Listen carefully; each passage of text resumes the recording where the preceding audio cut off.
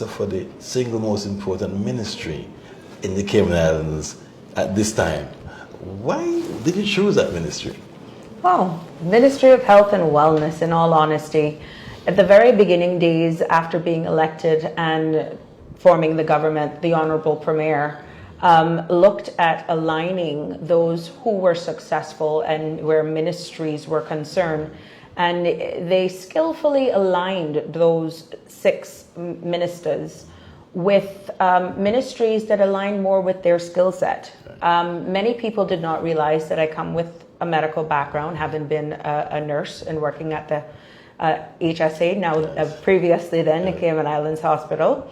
And it was a no-brainer when the options were on the table where I would have aligned.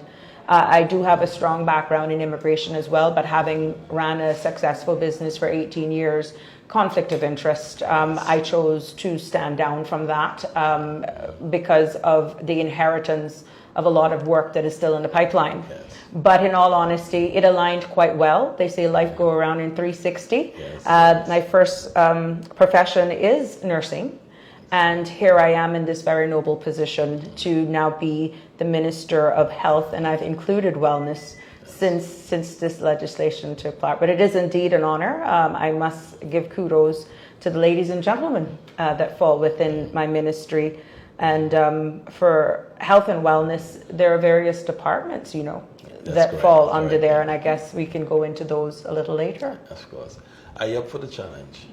I have no other choice. I know that this task, putting myself for public office, would have never been a walk in the park. The landing was one that has created history. Thanks to the people of the Prospect electoral district, they have elected the first female. And this is history in itself, because this is the first time we've also had so many females elected for political office. And another history breaking is that this is the first time you would have had a female medical minister of health. Yes. So a lot of history has been made in 2021, and I am more than willing. I've always been a fighter. I don't back down, and I know that during this contracted time that people will be pleased with what will come out, and to the able support of all the staff, ladies and gentlemen, yes, that work within the various departments that fall within my remit. All right, well, you have your hands full. But let's get into the vaccination uptake, and now we're on site at your office in Prospect. Yes, yes. And I know you invited me here to see what's happening. We have some video we'll show later, yes, of interaction with the people who came to get the vaccinations. And can you bring me up to date with the uptake and the vaccination so far? Okay, well, today is twofold. It is Thursdays are constituency days, and that is why from the onset and during the campaign, I thought it was very important for me to establish what would be the first, again, history, constituency office for the Prospect constituency. There has never been any constituency office, and I chose from during the campaign to establish a campaign headquarters, 33 Marina Drive. It's the electoral boundaries. It really sits in the Red Bay, but as we know, Prospect, without the invisible lines of electoral boundaries, where this house is situated is known as Prospect Park. Today is our first, one of many things that I campaigned on, is keeping the community engaged. And today we have offered our first of many free health screening day, where we're having the collaboration with Health Services Authority, public health staff. They're here doing cholesterol, diabetes, glucose screening, and high blood pressure test. And then, of course, this is another opportunity for me to bring the ability for persons to get vaccinated directly to the Prospect Red Bay constituency. And so far, I was blown away at the entry, and of course, your video clippings will prove that. Yes. Having had to do another commitment with government prior to coming here, I was very impressed at the response thus far. So, but it's going very well. We continue here until 3 o'clock today. Yes. Okay, great stuff. I'm very concerned with the slowdown of the numbers we all of are. Vaccinations. Yes. And recently ran an article speaking about the plea from the Premier and trying to get more people vaccinated. What would you say to those who have questions and are a bit hesitant to get the vaccinations? In all honesty, I think a lot of people are somewhat, from what I'm feeling, the temperature is they're a bit confused. We're hearing FDA approval. We're in a global pandemic, and the Cayman Islands, based on our small numbers and population, we are steered by Public Health England. We have very abled professionals working at Health Services Authority, the likes of Dr. Williams, Dr. Simmons, and guided by the Chief Medical Officer, Dr. Lee, who has guided the government. And that is geared strictly by the science. Now, respectfully, we're going to have persons that have their apprehension in regards to taking the vaccine. We have to respect that. But what we have seen globally with those persons who have taken the vaccination or have been vaccinated, and the effects, even if it is breakthrough virus that they get COVID after taking the vaccination, is that the risk of getting very, very sick and long-term side effects has lessened versus those persons who have not taken the vaccine. And that has been proven in some of our neighboring jurisdictions. It has proven right now there's been a huge uptake with the Delta variant in South Florida, where those younger people who at the beginning of this, based on the World Health Guidelines, CDC guidelines, were not able to be vaccinated, those are the ones that are now getting sick. And the older persons, more who were eligible, 18 and above, even if they're breakthrough positives, there's not as sick, and some of them are even asymptomatic. So even though we have been blessed to have created a bubble, we have also in some instances been blinded by the realities and the true effects of what this horrible virus can do to people. And then it's what you subscribe to as well. What media sources, who are you trusting? And right now I think with the accessibility of all the information on various social media fronts, people are even doubting, who do I trust? Yes. But my mandate, my responsibility, it comes from the public health standard, and that is clearly guided by the information of the professionals that we have guiding us as a government.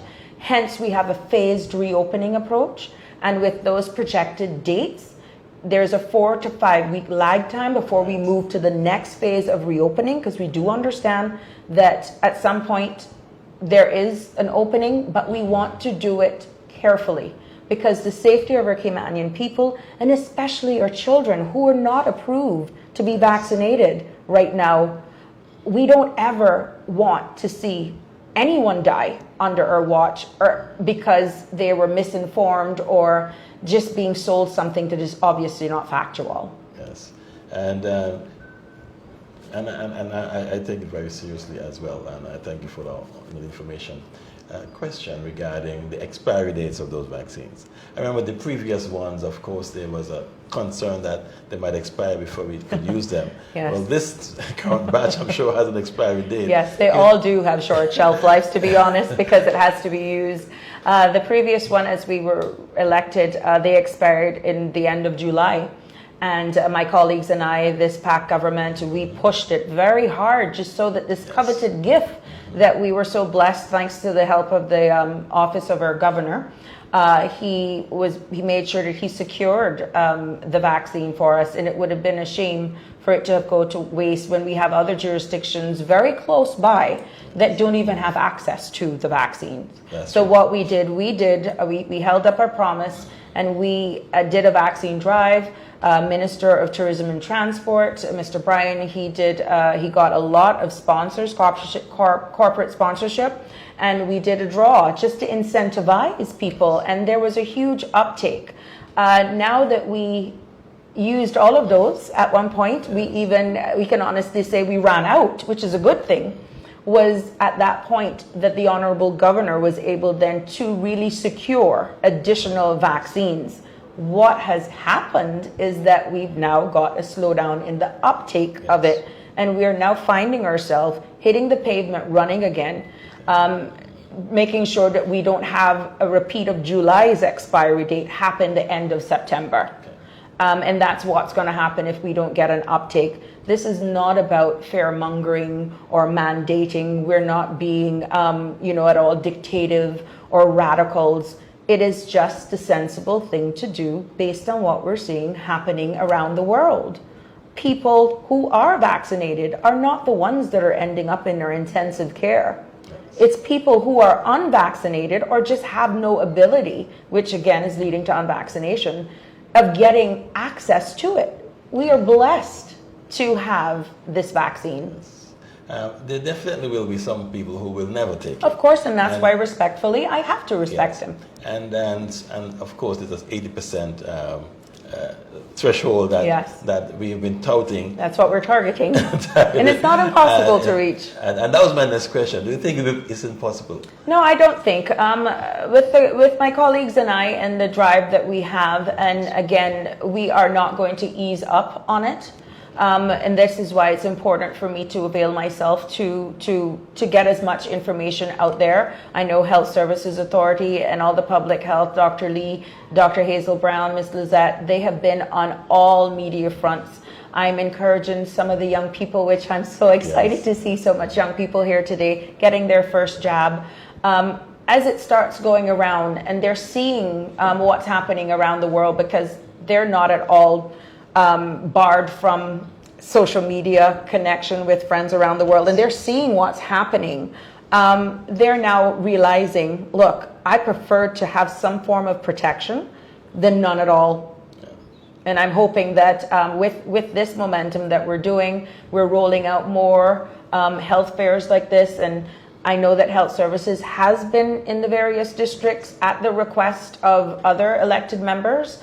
And also with their schedule of vaccinations. So this will only continue. Okay, good. Well, I wish you good luck on the campaign, and I hope that we get to that 80% so we can move on with the business of the day. We were getting ready to wrap up in a few minutes, but one more topic I'd like to touch on, and I like the name of the ministry. It's Health and Wellness, and I remember when you launched that name at the press briefings, and you changed something in Cayman. Yeah. So the culture, focusing on health and wellness, is something that I think should be rolled out to the whole community, and not for now, but in future. As we get older, and I'm a visionary, I'm at times, and we have to get older somewhere. But if we can look after our health and our wellness, not only when we get old, but from a young age, that would be so beneficial for the country in itself. Of course. And so, can you just touch on that for me, please, in the realm of health and wellness? Sure. Health and wellness. The wellness side of it is definitely to promote preventative care. Hence, we're having this free health screening, know your numbers, and roll up your sleeve. And then we looked at, during the whole of this pandemic, that we realized mental health, just looking at health 360, from nutrition to mental to just getting the information out there. I thought it was a critical component to be added in the branding that falls within the Ministry of Health and Wellness. When you look at even the what is provided by medical insurance coverage, a lot of people don't even realize that there's a wellness element to their insurance that can allow them to go to get various checks and screenings to mitigate long-term serious illnesses. So we want to do a proactive approach, and throughout my tenure, that is what I intend to build. There are more things to come from a community perspective, and collaboration also with the health professionals. I've been reached out by a number of private sectors as well, where nutrition is concerned, mental wellness and health within all age factors, and adolescence is something that is really big on us. So wellness at this point is total wellness, and why not add it to the health? I like that. Well, thank you very much for your time. Thank you. I wish you best of health. Thank you. And all the best. Thank you very much, Minister. Thank you. It's a pleasure.